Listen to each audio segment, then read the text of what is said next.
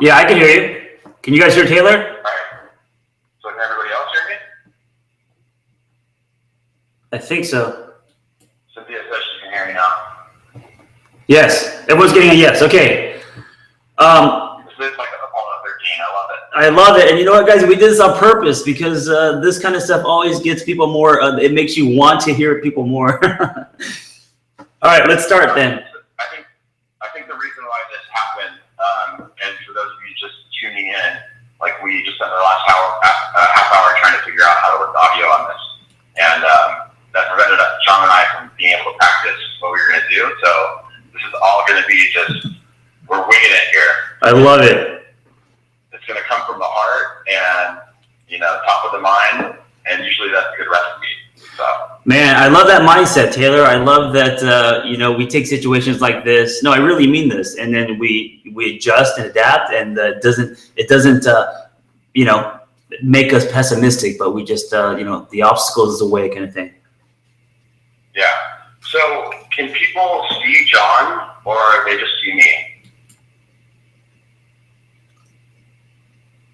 Can you guys see me? Laura, Cynthia, Deanna?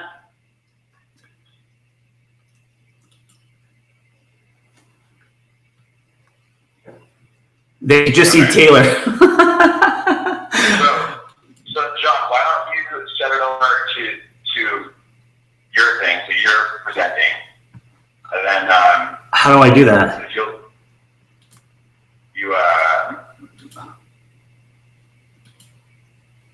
Okay, can you guys see me?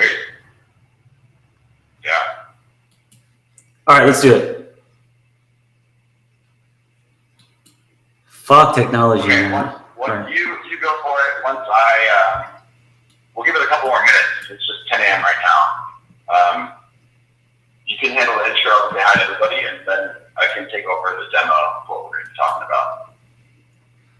Yes, but on the phone, can I hear video and see chat at the same time? Can hear John well and Taylor well on speaker on phone. Lawrence, okay, it works. So this is, okay, so they could see me, but they could only hear you. No, that's not true. Okay, whatever, it's all good.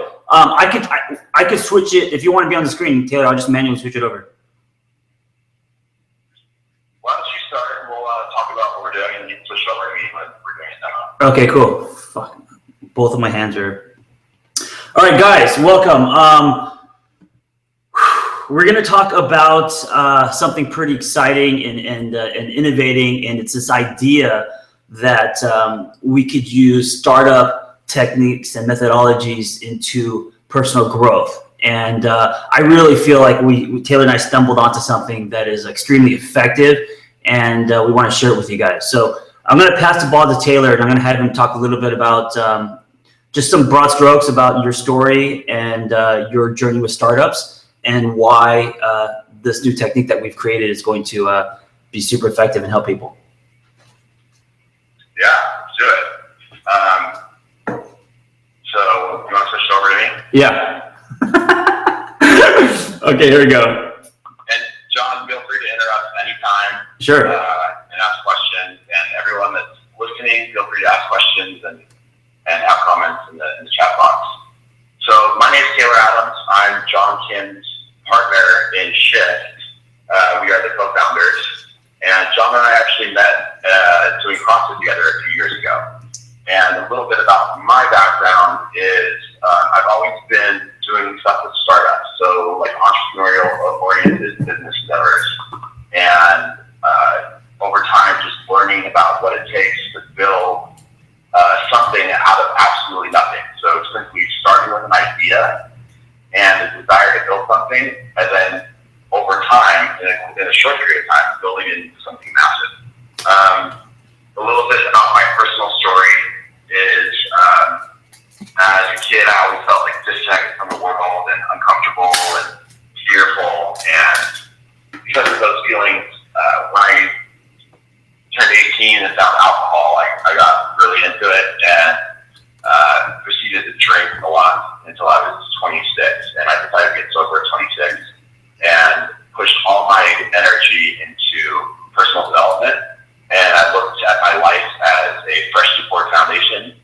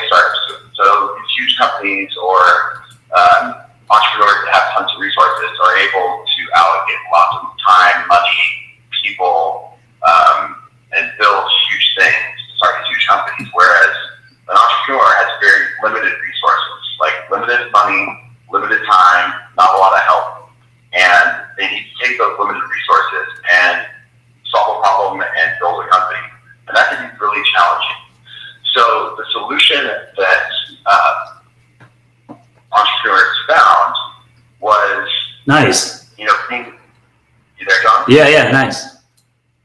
So they figured out that they needed to be really efficient and effective with their resources. And in order to do that, we had to learn really quickly and change really quickly.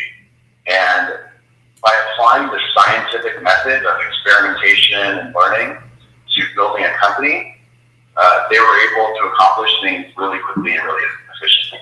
And so what it basically boils down to, and this is in startups, it's referred to as lean startup methodology, that is short feedback loops, or what we call designing, building, measuring, and learning. So we figure out what the least amount of work we can do in order to learn the most while still providing value to the user. That's why if you're currently seeing any of Shift's products, they're like minimally viable products. They are designed to do one thing, and we provide value and learn from that. And then over time, we're going to build up the platform and make it bigger and stronger and better.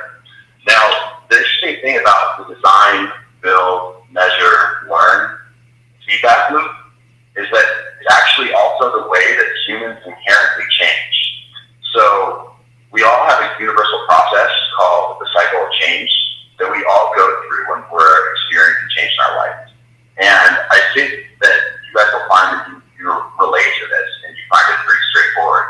So when we're either thinking about, when we're confronting a new goal or an idea that we want to pursue in our life, or a problem that we want to solve in our life, we all start with contemplation. So we're thinking about the goal or problem that we're solving.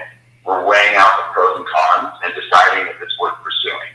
Once we decide that it's worth pursuing, we move on to preparation. And preparation is figuring out what tools exist that can help me to accomplish the goal. Whether it's joining a Shift tribe or reading a certain book, you're basically finding tools that you put in your toolbox that you can use. Once you have that figured out, the next stage is action, which is actual behavioral modification. So actually changing your behavior. And then once you've had a transformation through behavioral modification, and you have a newfound condition and you're a changed person, we maintain that condition by actually helping others to go through the same process.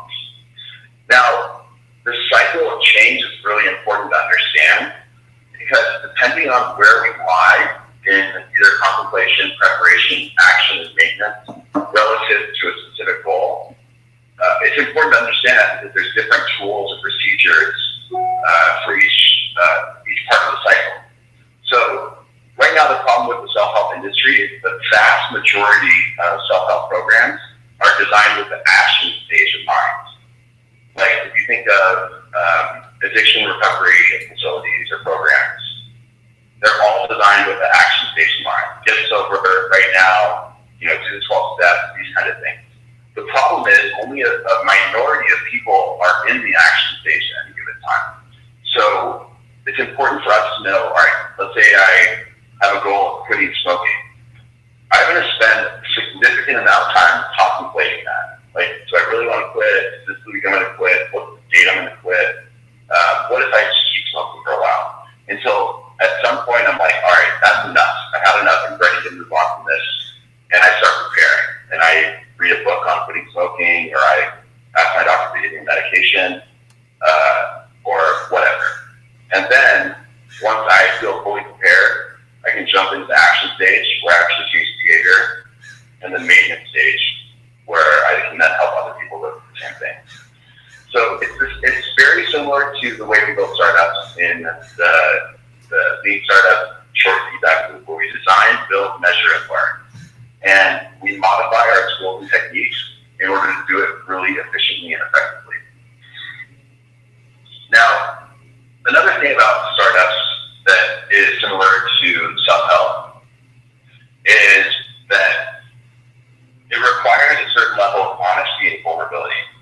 And, being real with what your resources are and what the problems are that you're facing, so that you're able to fully understand what action you need to take in order to solve those problems.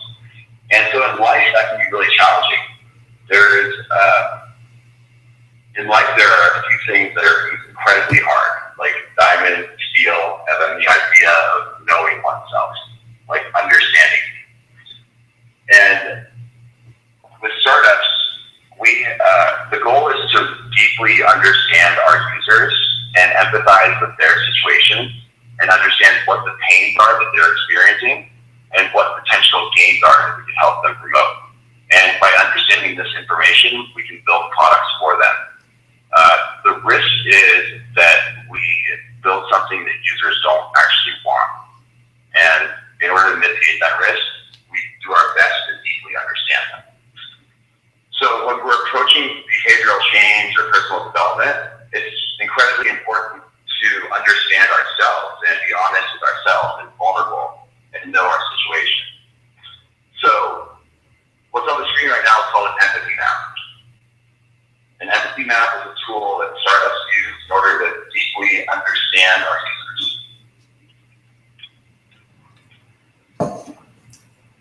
That's the best empathy map you've made so far. It's beautiful.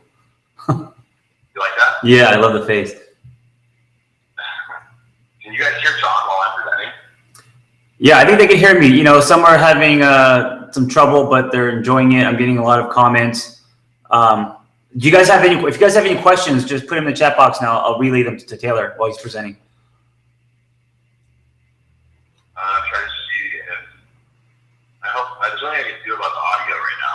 Yeah, Laura says she can hear both of us. Let's just keep going. Okay, and John, I hate talking too much, so please feel free to interrupt. Yeah, sure, no worries. So we're actually at Shift headquarters right now. This is where we do all our work. So this is our conference room, and I can take you guys into the incubator that we're in, which is called No Name Ventures. And this is where all the nerds hang out. And so we have a few different startups in here. This one's called Spider, and this is where their product team sits. You guys, at least, Yeah. I think that this is where our team hangs out and builds the technology that will roll out to help people. And then, but every single day, there's at least 20 people in here that are actually practicing these tools and methods that I'm going to share with you now. And it's like no joke, we really do this. And when we were doing it while building a self-help platform or a life coaching platform, we had a huge epiphany that, holy shit, like these are really great tools for people to implement in their own life. And we want to share them with people and empower people to become gain a deep understanding of themselves and then take action to turn themselves basically into a unicorn. A unicorn is a hugely successful startup that comes from absolutely nothing. So the empathy map is broken up into different quadrants, and in the center you have a picture of the person that you're trying to empathize with. And in the top quadrant it has think and feel, and so you're trying to. Let me step back real quick. I'm sorry. So we're trying to put ourselves in the shoes or behind the eyes of this person, whoever that is, whatever that user is, and take a snapshot of their daily life and put ourselves there and see what they're seeing and what they're thinking and feel what they're feeling. And we do that by setting a timer, and for 3 minutes, we'll write down on a postcard or a Post-it what they're currently thinking, what they're feeling, what they're seeing, what they're saying, what they're doing, and what they're hearing. And it's all surface level, like off the top of the mind, like put down anything, feel free to be vulnerable. And once we started doing this, we realized we could do this exercise on ourselves and take a snapshot of the highlight of our day and then start figuring out what it is we're thinking about, what we're feeling, what we're seeing, what we're saying, what we're doing, and what we're hearing. And we write it down on Post-its, and then we put it on the wall. And so we're doing this for ourselves.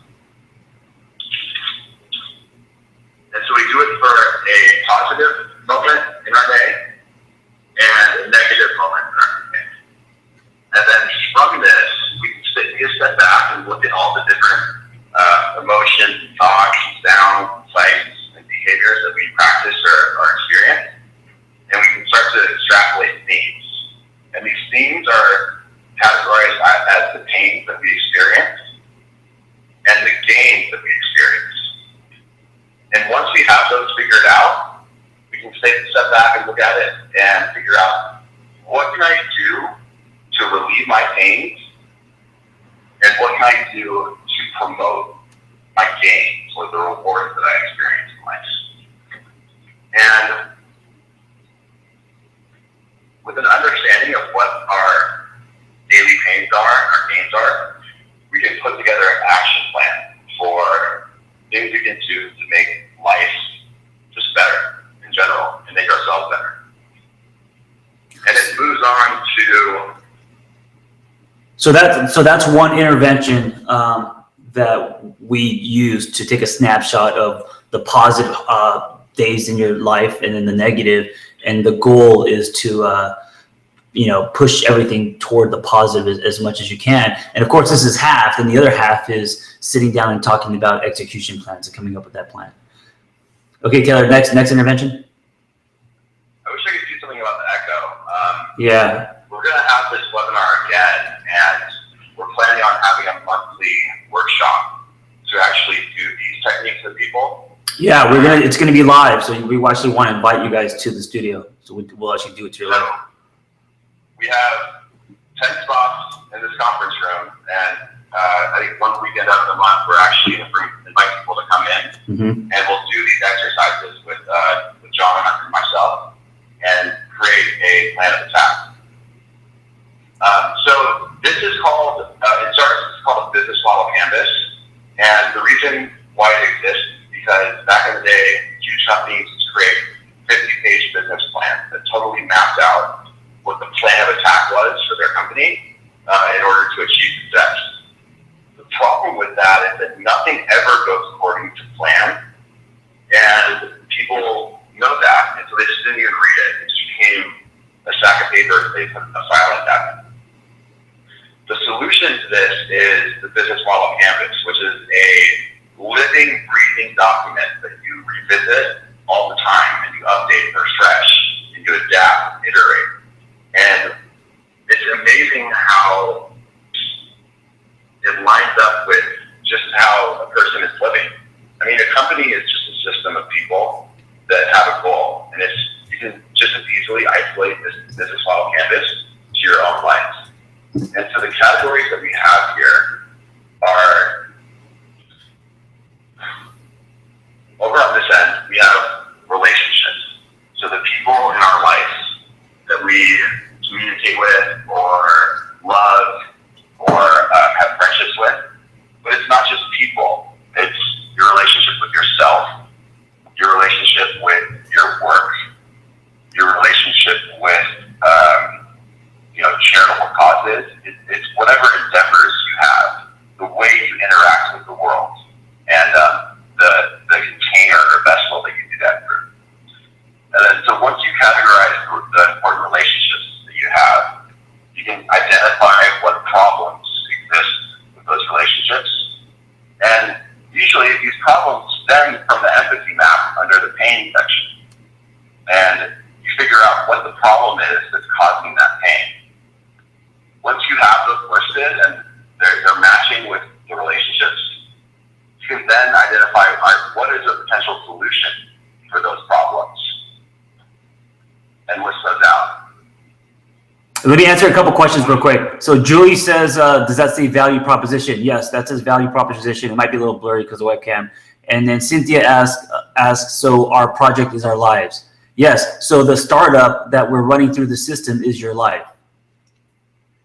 We're building ourselves, which is something that's really empowering and freeing, because at any given point in time, we can look at our life as like a totally blank canvas or a freshly poured foundation, and we can decide to build it to whatever we want. Like everything that we've done in the past, there's sunk costs. Like if something's not working, we don't have to just change it. We can totally reinvent everything if we so desire. And we don't have to have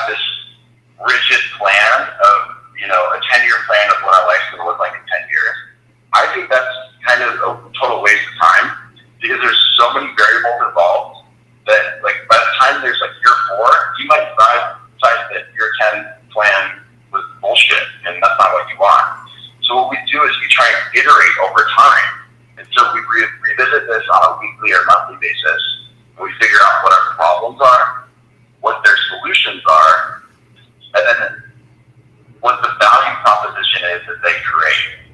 Like, if my problem is I feel unhealthy and my stamina is shitty and I'm sluggish and I'm fat, and the solution is physical fitness and nutrition, the value proposition is feeling amazing, looking amazing, and being able to perform at a higher level in life.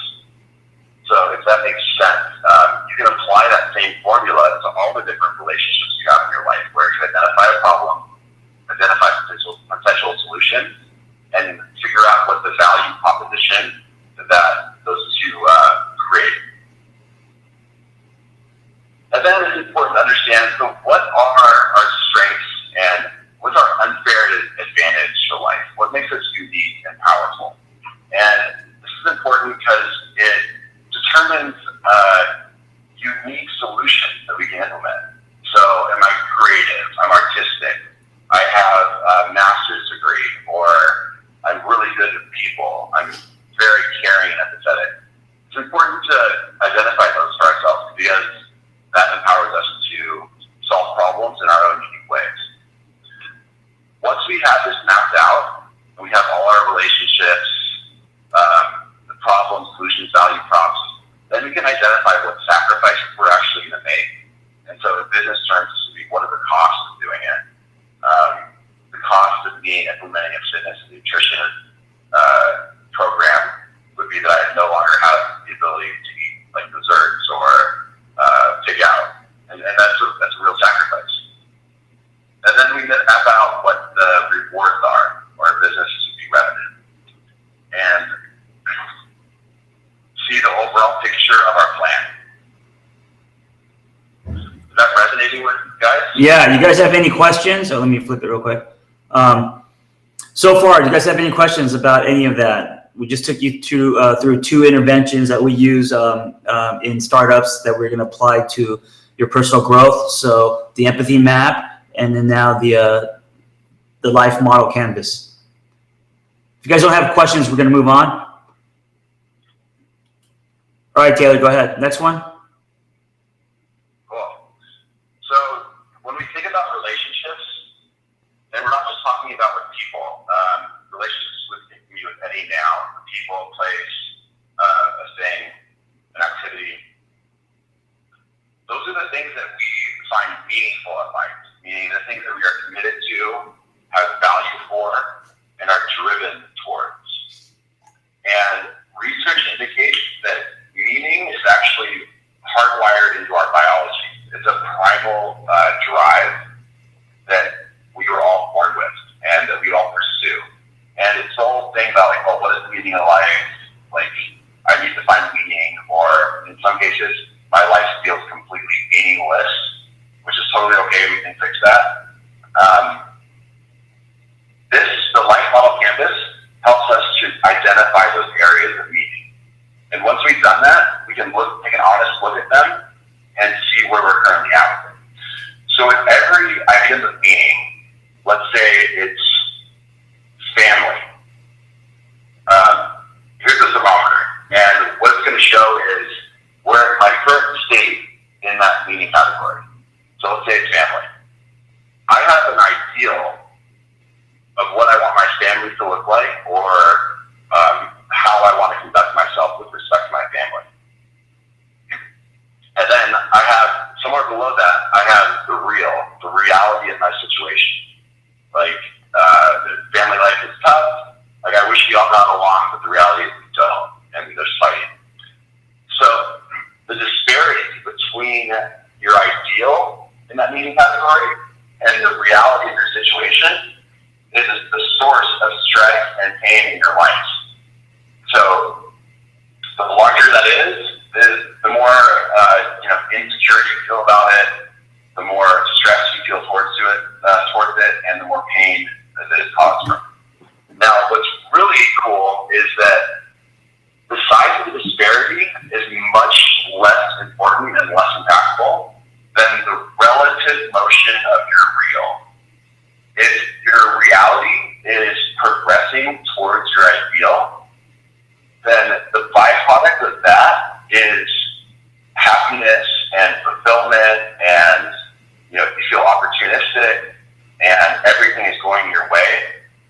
think about a situation where you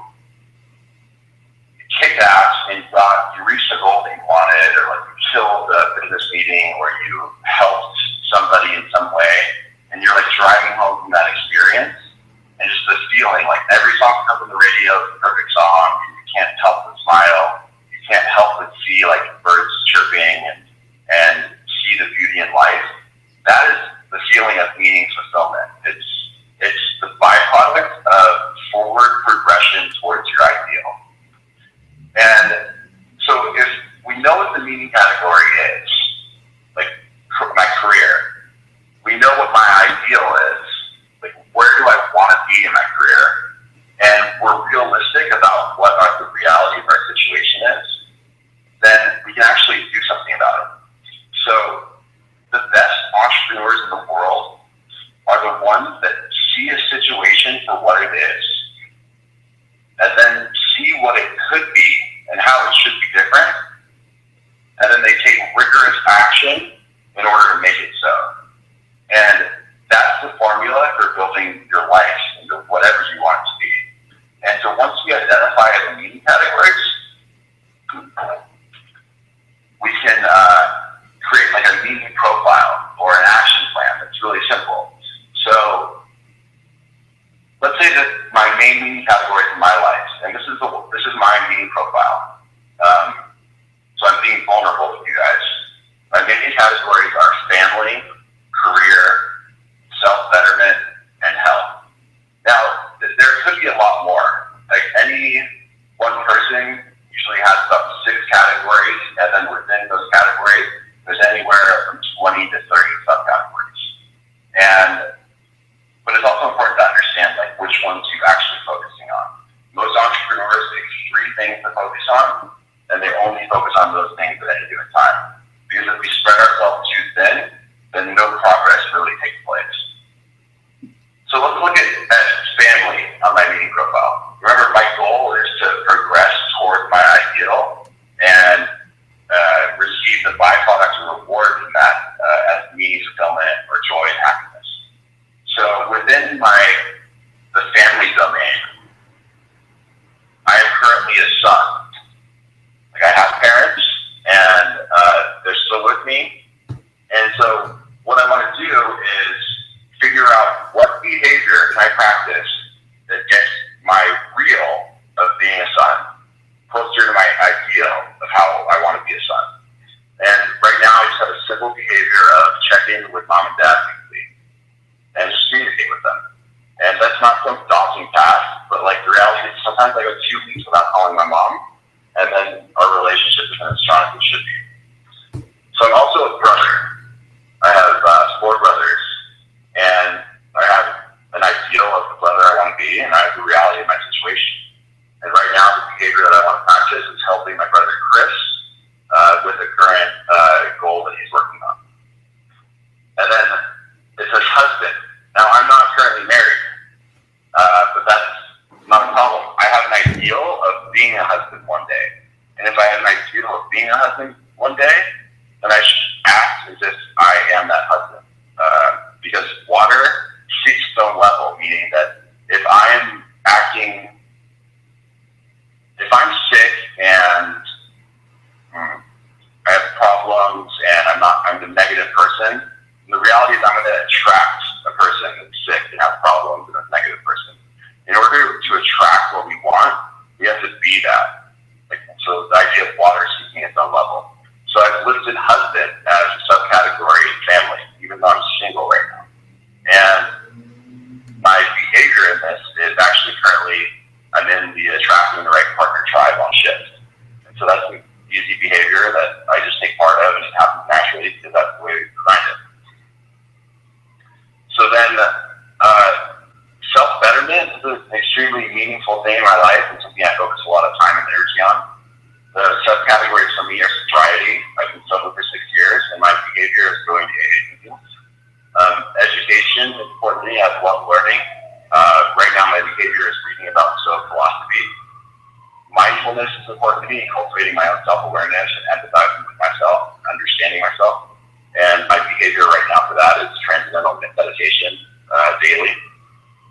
And, two more categories. Career is obviously really meaningful to me right now, and my health. And I've listed all the subcategories in those. So for career, I'm a partner.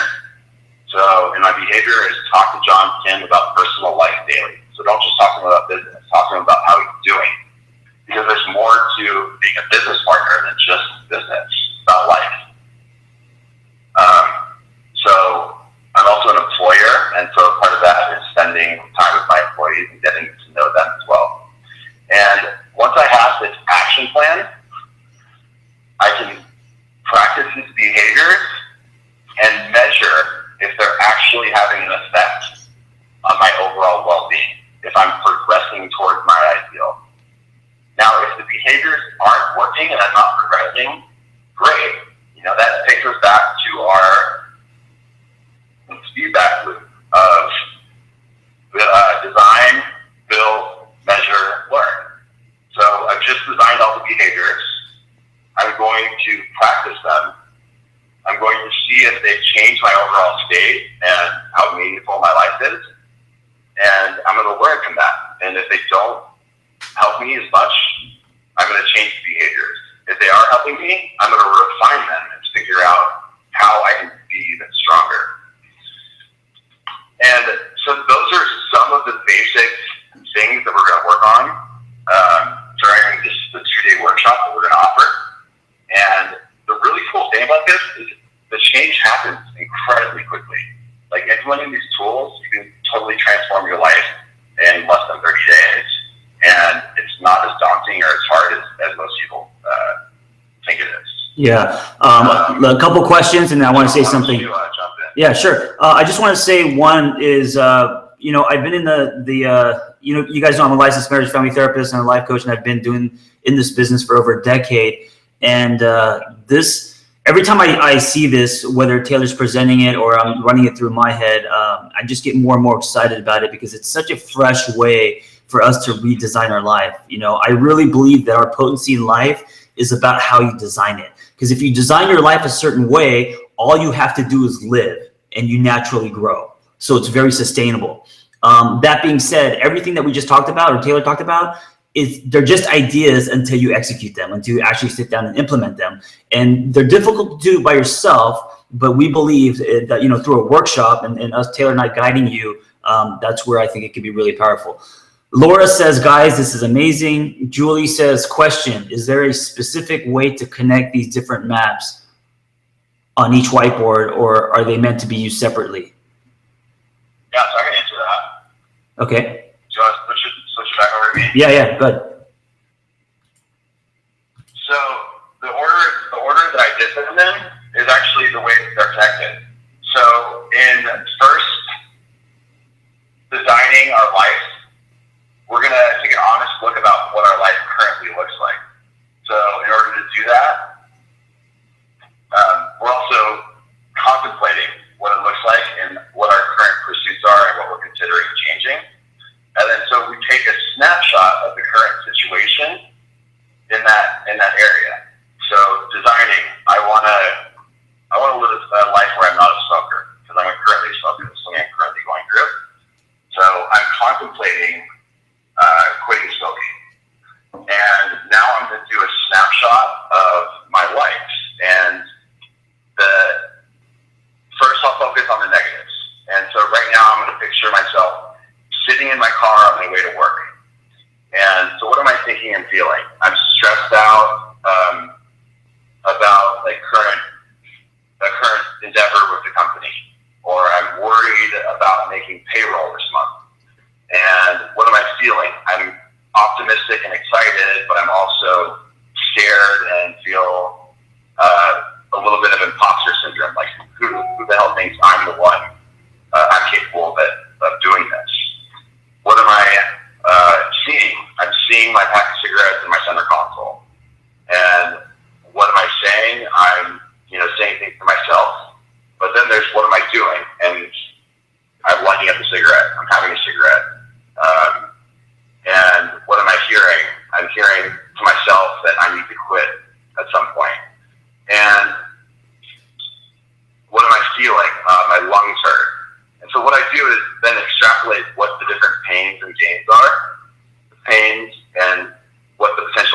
of not smoking could be. And I do this for like all different kind of areas that I'm contemplating or snapshots in my day or situations that I'm in. And then I can move on to the life model canvas, where because I understand what the pains and gains are, I can figure out what the problem is and what the solutions are that in combination relieve my pains and promote my gains and create my value proposition. Feeling great, looking great, breathing well. These are quitting smoking. And then when I move on to identifying the meaning categories and what the behaviors are, this is actually I have a really good point to make. Let's say the goal is to quit smoking. Now, the behavior would be to not smoke, right? That makes sense. But there's no way for me to actually make not doing something a behavior. That doesn't make any sense. Like, not smoking would be, I guess, sitting in the chair on my hand. So it's important for us to focus on the positive things that we can actually do instead of focusing on the negative things that we're trying to stop doing. So the idea of whatever you focus on grows. If you focus on not smoking, like all day I think about, I'm not going to smoke, I'm not going to smoke, I'm not going to smoke. Guess what? Like, by the end of the day, my willpower is going to wear out because I've been thinking about smoking all day. I'm probably going to have a cigarette.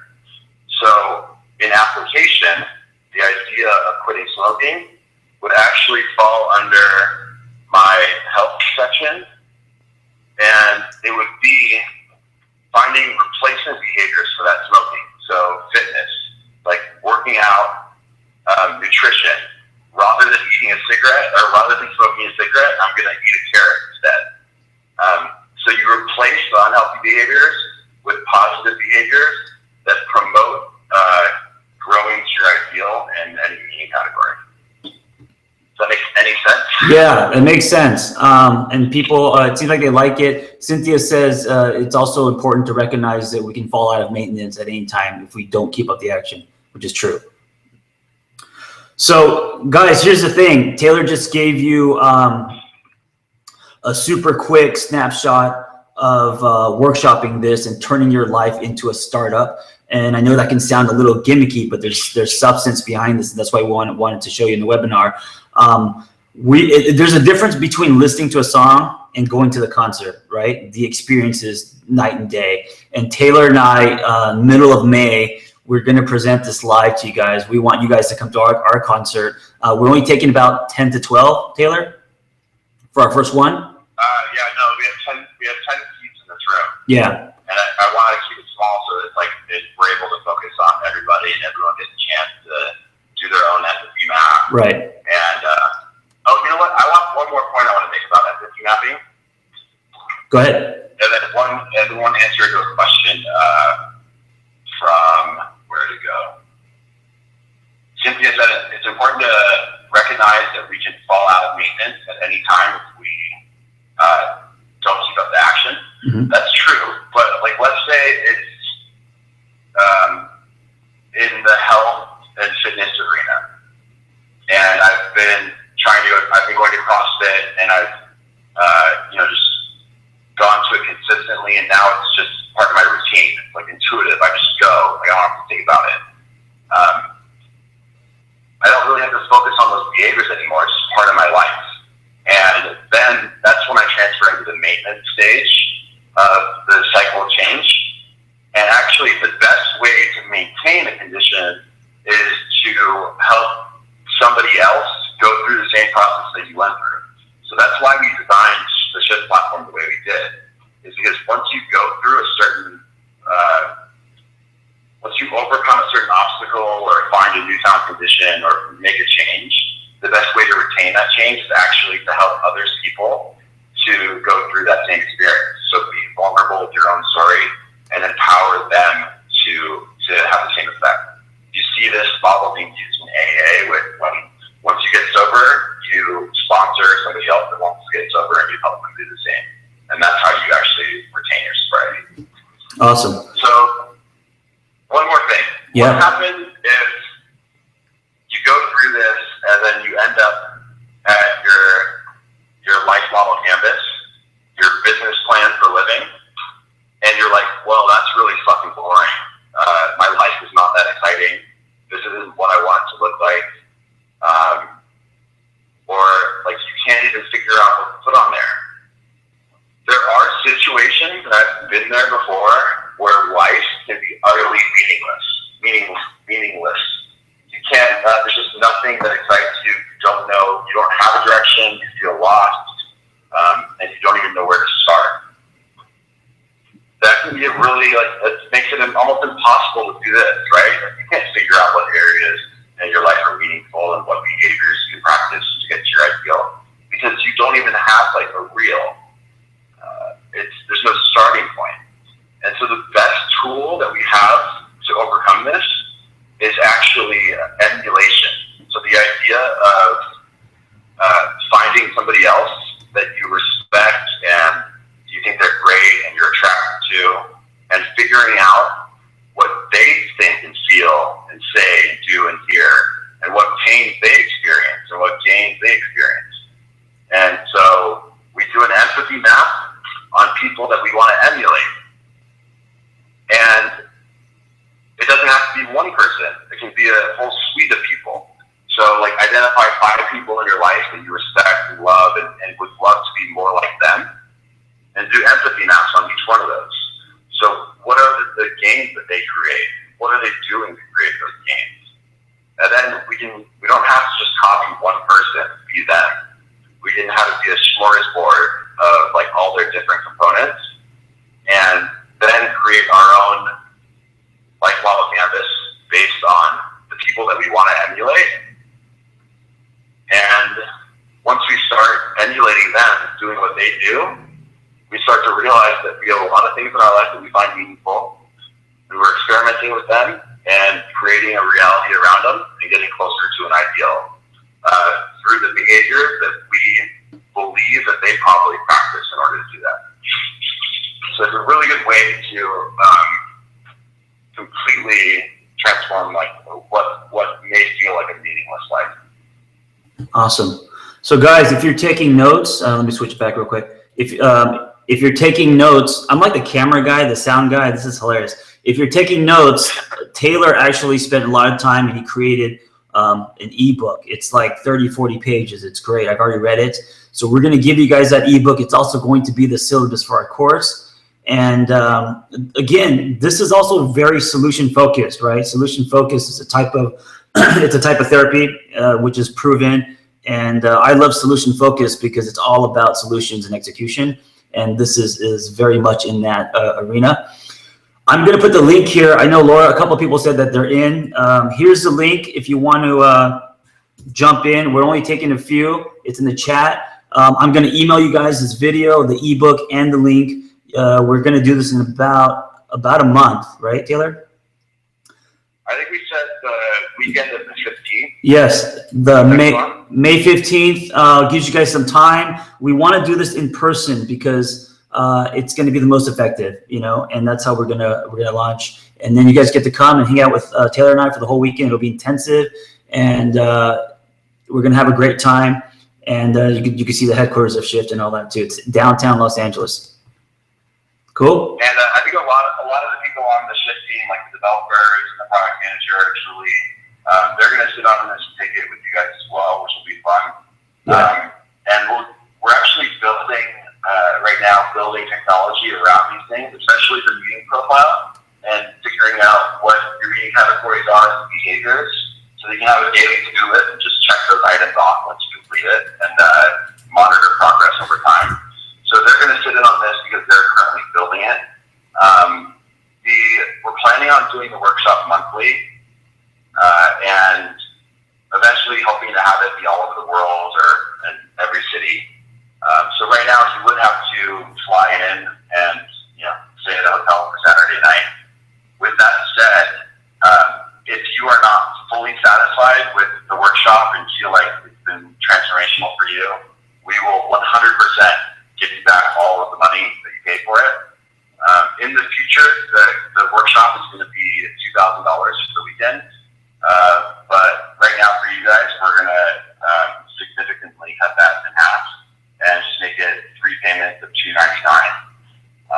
So it's 900 for 2 days. It's 2 full days, and we're gonna workshop your life. Also, Taylor, I'm Korean, which means I don't give refunds.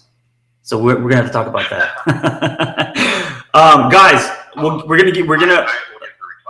yeah. So you'll get half your money back. So guys, no, I agree, and this isn't about money. Like Taylor and I are passionate about this message and this concept, and we're trying to go help as many people as we can. We're going to give you all the info plus more via email, so don't worry about it. Any questions you have, you guys can contact us, and I think that's it. And then we'll send you the replay too. May 15th. Yeah, May 15th, Cynthia. Guys, thank you for joining us. Oh, sorry, go ahead. So Pedro is in Portugal. If there's like no way to make it to LA, we can send us an email about where you are at, and like if you can or can't take it. If there's enough people in like certain areas, we can travel there in the near future. If there's demand for us like creating some kind of virtual workshop, John and I can figure out how to do that. We'd really love your feedback on ways that we can make it so that you can take the class if there's currently things preventing you from doing it. Yeah. So just communicate with us. Okay, let me go back to myself. Guys, I'm not a big fan of inspirational workshops. This is not an inspirational workshop. This is like a nuts and bolts. Let's really redesign your life and see results. So I just want to say that. And also, I'm really excited because this is our first in-live thing that we've ever done. So super excited about that. I spend most of my life behind a webcam, and I actually want to engage with people in person now. So that's it, guys, and thank you for joining our Apollo 13 webcast this morning. Yes, Deanna, we will be emailing the ebook. It'll be I'll be emailing it to like my entire everyone, like followers and everything. So you'll get it, guys. Happy Sunday. Taylor, last words. Can I hang out and answer questions if people have them? Yeah, sure. Do you do empathy maps for each person in your life? Yeah, you can totally do that. So try to empathize with their situation. So resentment is a key factor in life that leads to a lot of pain and unnecessary pain. And if we do an empathy map on someone that we resent, we can like see things from their perspective and understand what pains that they're going through. And that can be really confusing for resentment and build stronger relationships. Another thing you can do with empathy maps is do one with your partner. So John, Kim, and I did empathy maps with each other and on each other. And so we each did one on ourselves and watched the other person do it. And then we're able to give feedback on our impression of everything that was on there. And it's a really kind of scary, vulnerable place to be at, but it can be profoundly powerful. And think about if you're in a relationship and you guys switch roles and you do empathy maps on each other and come to terms with what your perception of what the other person does and says and thinks and feels and what their pains and what their gains are, it can be really empowering for the relationship to help each other out. The downside is that there has to be a foundation of trust first because you're being incredibly vulnerable and it could be dangerous in the sense that people feel hurt and offended by what the other person perceives. Julie says you guys are total geeks. Thank you, Julie. Yeah, I take pride in being a nerd. Absolutely. Any other questions, guys, before we let you guys go? One more time before we end it? Yeah, well, what did you say, Taylor? You want to post the link one more time before we end it? Guys, here's the link, and then again, you'll get it via email. Nicole says this is really interesting take on life analysis. Thanks so much. You're welcome. You'll be hearing a lot more about it. There's only 10 spots, guys, so jump on it if you can. If you have any way, if you want to do it, if you can't, like reach out to me, email me at taylor@shft.us or reach out to John as well. Cool.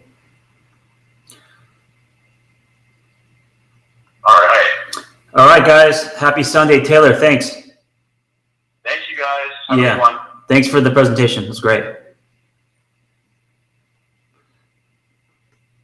Pam, dates May 15th weekend.